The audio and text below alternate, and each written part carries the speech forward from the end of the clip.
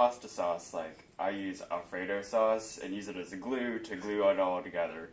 Then from there you put meat, cheese, lasagna, meat, cheese, lasagna over and over and over. Then you fold it all over, you glue it together with the Alfredo sauce, and you put it in the oven for about an hour and a half. You take it out, you flip the whole thing over, it all comes out, it looks like a big cake. So it's a giant lasagna cake is what it is. Temper lasagna, temper. So you put it in the oven, cast iron. Wow. Good idea. I'm writing that down. So can we get like a cohort recipe book and everybody has to put one in? Well, you know what's funny? We have the newsletter, and we always ask for you to send us interesting stories and a recipe article, and we might get it into the newsletter. So that might be one of the things. And we asked you, hey, we got 4 or 3 recipes. Which one do you think we should put into the newsletter? And you guys choose it. And whoever makes it in, and then we try to put them in the next one if they didn't make it in. So, awesome. Thank you, Mr. Eric. You guys now know how to make lasagna cake. Whoever knew? And it's kind of like pancake batter. You put it in, like, because you like pancake, you eat it. It's really good. You guys are shaking their heads like, y'all heard of this before? Amy, you've heard this before? I do eggs and cream cheese, and because I eat low carb usually. Yeah, okay. So that's a low carb, yeah. So I was just gonna say that one. Such when my sister-in-law and brother made me try the other weekend. I'm like, oh heck no, there's no way heck I'm gonna do this. It was really good. He was like, all right, I guess I could go. I'm ready. All right, you ready, Miss Wendy? Yes. All right, so I gotta introduce you. See, okay, go ahead. All right, I need somebody. Would you mind from that angle, and then it's on video, right? It's already on video, so we're just gonna let it ride. Yeah, we're just gonna let it ride. And we were in the back. First of all, you gotta give yourselves a hand because we love how engaged you are. Looking at the comments on the board, awesome. Really want to say thank you. But we were in the back, we were playing around, but then we had this thought, why not, instead of doing it the way we always do, let's do it like a talk show. So I was like, let's do the Wendy Johnson show. Yeah. And so I created this makeshift, very famous. You're going to see it on NBCS and CBSY, and probably on Netflixaruno. You know, we got our own channel thing going on. But today, all the way from Whiteville, North Carolina, by way of D.C., Southeast, and the second floor is an amazing hostess for this day today. And she's going to be dealing with our amazing information that you guys have. And this is our show called Let's Talk About It. Can I get you to say that? Yeah. I want you to say Let's Talk About It on 1, 2, 3. Let's talk about it. Wendy Johnson for the FLDP. Dwayne, you gotta join me. You got to. I'm gonna be first. Yeah, I'm gonna be first. Yeah, you gotta be first. All right. Well, I don't know if you. Oh, you Yeah. got your cards and everything. You I'm trying to produce the show, host the show, and now I'm on the show. Hold on, y'all. You're like Steve Wait. from, Jerry I gotta Springer. get my coffee too. Yes, Hold on. yes. You need I'm to gonna be dance, like Steve dance, Harvey, right? Dance back. Do all kind of stuff. Dance back. All right. We had a guest speaker. Okay. Gotcha. All right. Yes, ma'am. So, Dwayne, I talked to the leaders here today, Yes. and they have some challenges and some concerns. But I'm looking at them, and some are under a circle of influence, and some come under the topics of circles of concern. Circle of So concern could you with explain that to the audience, the Well, difference? You know, it's interesting. My grandma said, you gotta be an influencer, Okay. right? Well, my grandpa. Wasn't my grandma, it was my grandpa. My grandma wasn't there, but then my grandpa said, influencer, right? And so the issue is, if there's actions or inactions that can make a change or take away from, you're being an influencer. You can have it where it's an influence on how the company works, how the organization works, how you do your job, or somebody coming into your organization might do your job. So as an influencer, if it's something that's an influence, it's gonna change how we maybe do business. If it's a concern, that means we have to look at where's the solution.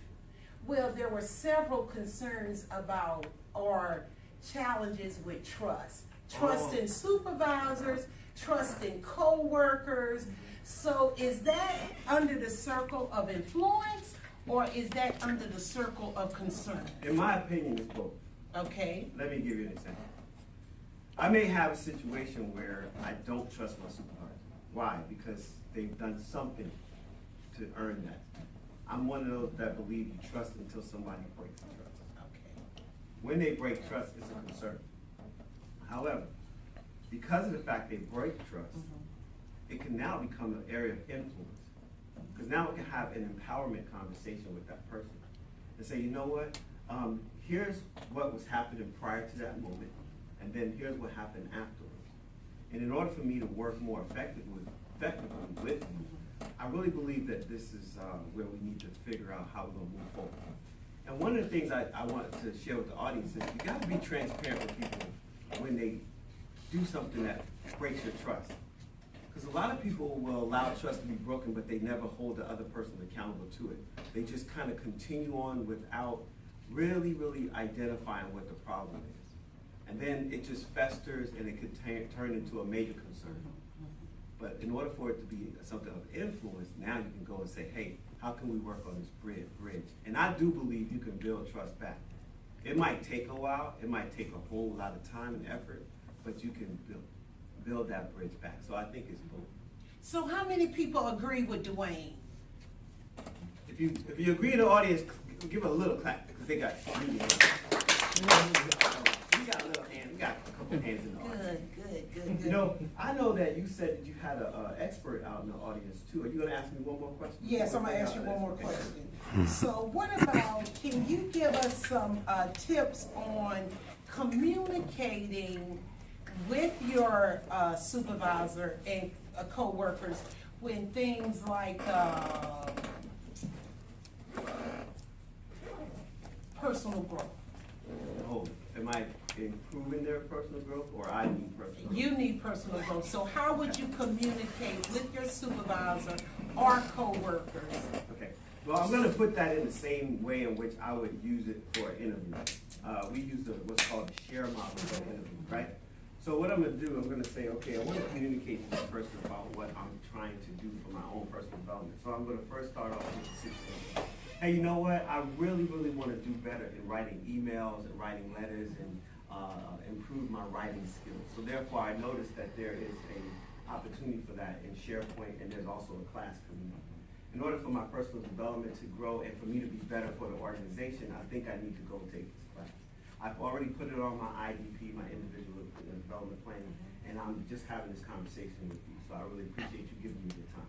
So what I'm gonna do, what's hindering me from actually taking advantage of this is that I need at least 2 hours off my schedule where I don't have to worry about anything else. And I've already talked to Josh, who's my coworker, who can handle that. And I would like these 2 hours so that I attend this class. So when I attend this class, what I plan to do is not only am I going to improve myself, but I'm going to bring back that information and maybe possibly have a lunch and learn so that I can help everybody else that's on the team that might be struggling with the same area. And so therefore I have that going. Hey, and then you know, we're going to look at the results. And in 3 months, maybe you can call me back in the office, and or 6 months, or you know, you might see right away an improvement in my communication because of the fact that you'll see my emails. And then, of course, we're going to evaluate whether or not this is really good for you, good for me, good for the organization. So if you don't mind having that, allow me to do that, I really appreciate that. And so I figured that it's like this: if I can give you the issue and solve why you would say no, I've taken away your power, and I remain the person in control of the conversation. Because a lot of times what happens, people are looking for the no, they're looking for the negative, they're looking for the why not. We heard yesterday, start with why, right? And so I believe that when you start with why, what you're doing is you're setting yourself up for success, because now you understand the why, it's easy to communicate the value and the benefits. Because most people want features, advantages, and benefits. That's how they sell stuff, right? Fab. Features, advantage, benefit. And then they stop there. And you heard that yesterday. But when I tell you the why of why we need to do it, and I can clearly communicate it, I make your decision easy. And when you want your leadership's decisions to be quick and easy, they don't have a lot of time, you don't need a lot of time. Because you've already determined everything, you've already did all your research, you already know all the reasons. And you should also keep in the back of your head any pitfalls, downfalls, or reasons why not. And the really cool reason why not to take this class is really not there. Because the only reason why not is you just don't want me to go. And you're not invested in my growth. Does anyone have any questions about what Dwayne just said? Was that clear? Did that resonate with the audience? If it did, you can do like this. This is how you say. So good morning, Tony. Welcome to Let's Talk About It. Now, several of the leaders here today, they had some concerns about time management. Could you give them some suggestions or some tips on how they can better utilize their time, because they have their work, they have family responsibilities, and now this program. And we're giving assignments, we're going to give you a group project. So can you give them some tips on being successful at using their time wisely? So I think time management begins, like me personally, I try to lay out every day, and I try to have the weeks laid out in a way so I can use the time wisely. So in my job, I get up early, and sometimes I stay out late, so then I don't have a lot of time in between. So a lot of times I'll work early in the morning till noon or whatever. I go do my stuff, and then I can do paperwork or office work.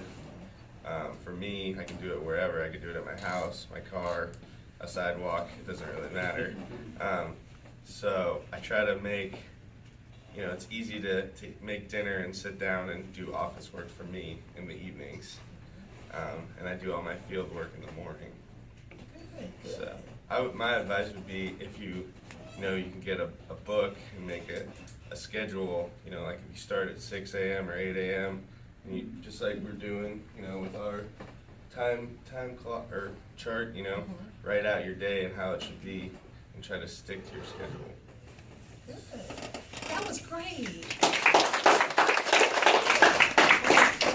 Now, do you ever go to your supervisor to help prioritize assignments or projects? Sometimes my supervisor calls me, and I'll go, and like he's called me, and then I've left to go, pretty far across the state within an hour. Whoa. But that's just my personal, take. But to say, that I call, and we do organize things together, but they're usually, you know, a couple days out. Okay, okay. But there are those rare instances where it's like, hey, you need to be here like in 2 hours. Okay. And that happens. Thank you, Tony. Yeah. Would you give Tony from Wildlife Services a hand? I did have a question for your guest. Oh. And I was wondering, maybe you or the guest, before he Okay, goes okay, off, one second. are there any tools that you would suggest outside of the list? Are there any other tools that you use, you know, alarm clocks, things on your phone, apps, anything like that? So me personally, I won't get up with one alarm. I'll be honest. Like, I have to have one alarm near my bed, and then I put the other one in the living room. I won't get up. Unless it's the weekend. Less proficient, you know. Well, I like to use Outlook. You know, scheduling meetings, it gives me those 15-minute reminders. So I use Outlook a lot. Anyone else have any time management tips? Yes. So I actually have 2 tools that I use pretty frequently. Google Calendar. I would get nothing done if it wasn't for Google Calendar because it reminds me of things, not at work, but in my personal life. It'll be like, hey, don't forget to send this email to someone, you know, check my class schedule or, you know, sign up for classes, things like that. Things in life that I would never get done if I didn't have Google Calendar. And then second is Outlook Tasks. It's like one of the tabs at the bottom of Outlook that you can use. I set them up for categories for, since I'm an intern, I do a lot of work for different people. So I'll say like, this one's for Christy, this one's for Tracy, and this is the due date that they want it done by. And so that way it keeps me on track of things I have to do because again, I'm a pretty forgetful person. So if I don't have that calendar or the thing reminding me constantly that I need to do it, I'm gonna forget about it. Thank you, thank you. Any other tips? Amy? Sometimes it can take me a few hours to fall asleep, which really, you know, cuts into my sleeping time. And I downloaded this app called Insight, and it's a meditation app, and they have guided meditations on there. There's tons of free stuff on there, and they have affirmations, they have, you know, words of wisdom. There's a lot of people that have their... We need that on the resource board. Yeah, it's awesome. Like, I go to sleep with that, and you really can feel recharged. I fall asleep within 7 minutes. And is it spelled the same way, like Insight, or is Insight. like Yeah, some kind of just like cool name way? Yeah, yeah. Just like it sounds, ladies and gentlemen. Free app. We're putting it on the resource board. Okay. Very good. Write it down. Okay. Yeah, one more. Okay, thank you, Tony. Let's give him a hand.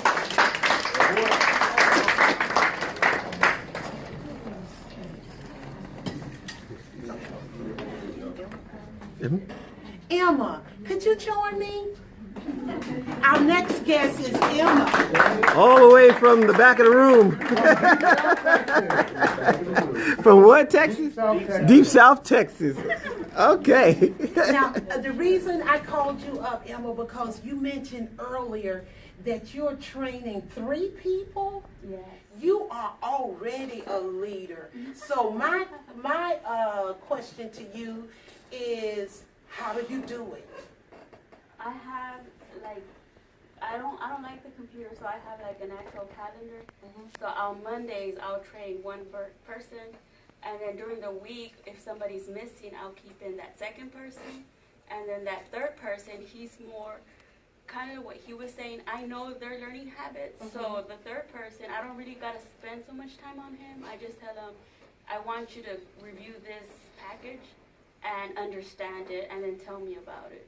I already know it, but I want him to know it because he doesn't need that much, oversight. Okay, okay. The first one does. He's a little bit more slower, so I make sure I have my whole afternoon clear so I can train him. And the second one, since it's more involved, I have to sit with him to look what he's doing. And I write a lot of notes. Like, my notes are on point. Like, anything I need him to do, he looks it up on the computer and he goes through my notes. Like, it's exactly what, I screenshot everything. Okay. Step by step by step by step by step by step. So, I schedule all 3 of them into my week. So what's your time management techniques? You're doing your work, you're training, you got this program, your supervisor's asking for things. So how do you manage all of that? I just do it. I mean, She just does it. I do. I have a schedule. I keep it. I ask him when does he need his reports done. He says Friday. So Friday it's just reports. Everything else, like before I came here, I sent an email out and I made sure there was 6 assignments available. In case one finished, they can do the other one. If they finish that, they could do the other one. Like, I don't like them not being prepared. So I prepare it for them. So I do everything to like for this week, I made sure everything was done by Friday. Wow, great. And then I have a daughter, and I'm going for my master's too, so I do that in the afternoon. Whoa. She said, don't mess with me. I got things to do. I'm taking care of business. I have a lot of things to do. And she's smiling. Yes. With that much stuff, I would be like, whoa. Wendy be calling me, Dwayne, it's just too much. Well, do you have any other tips you want to share with our audience today? I think, well, we haven't gone through it, but I know I was telling Seth that what really helped me was learning who I was, my defaults and my strengths, and working off of my strengths and trying to, my defaults make on my strengths, and learning what other people are. Like, if I know that you like to talk a lot, I'll talk a lot with you. Okay. So that's helped a lot too, because we are about 20-some people in my office, so everybody's totally different. Okay, okay. Like, some are real nice and some are like, I can't do them, but like in the morning, it's like I just can't. Okay. So that's helped a lot too, is understanding them. If I can understand them, then I can help them. So that's what's helped. Seek to understand, then to be understood. One of those 7 habits. Yes. Yeah. Awesome. And I apply it to my my personal life too. Okay, good. Well, it has been my pleasure. Thank you for being a guest on Let's Talk About It. So, your closing words. Okay, my closing words today are, if problem solving is first you want to trace the problem. What is the source? What's causing it? You want to trace it. Then you want to face it. You got to come to grips with what you need to do and what you have to do to solve that problem. Reach out to a mentor or a coach for help. And then third, you want to erase the problem.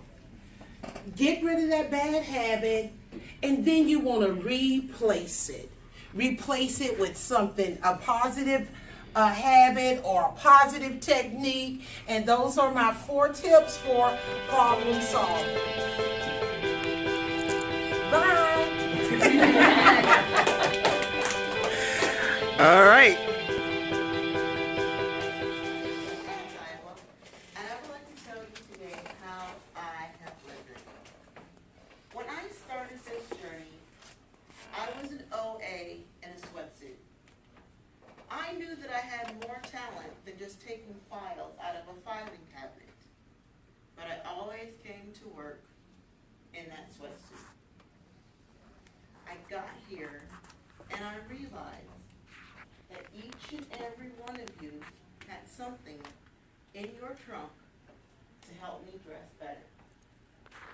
You dressed me from head to toe with your friendship, your loyalty, your engagement, and most of all, your confidence in me.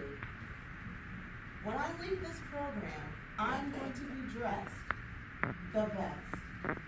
I will be able to sit with the executives because you pulled out of your trunk for me. I encourage you, when you leave here today, stay in that best dress. Do not go back to the sweatsuit. Do not fall and go into the t-shirt and flip-flops. You are better than that. If you're having a bad day and you just need somebody to talk to or vent, you need somebody to boost that confidence, you have a sheet with my number on it, with my email address on it. Contact me. I want you to prosper like I have prospered this week. I've got a debt to pay to you that I want to pay back. I hate owing people. And if I can pour into you like you poured into me, this will be worth it. I don't have to lead anymore. But if I can just help you one time, that is enough to say, you know what? I am a leader. I took my squad into the theater and we all came back. You can do it because I've done it. And I know that you can do it because you've done it to me. You've been my leader. Most of you are veterans of me. You've been my squad leader. You took me out to the desert. Even if we lost the convoy, you helped me get back to where we needed to be.